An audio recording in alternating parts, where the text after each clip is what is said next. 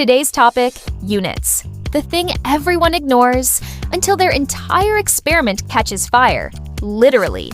Units are how we measure the universe. Meters, seconds, kilograms, the basics. And physics loves consistency. If you mix units, physics immediately calls the cops. Imagine I say, Ferrari drove 5. 5 what? Miles, meters, sandwiches. This one's simple. Velocity equals distance divided by time, but only if the units match. If I travel 100 meters in 20 seconds, velocity equals 100 divided by 20 equals 5 meters per second. The Mars Climate Orbiter literally crashed because one team used pound force and another team used newtons. A $125 million facepalm. Unit, consistency, matters. So yeah, use the right units, match them, respect them. Next episode, vectors.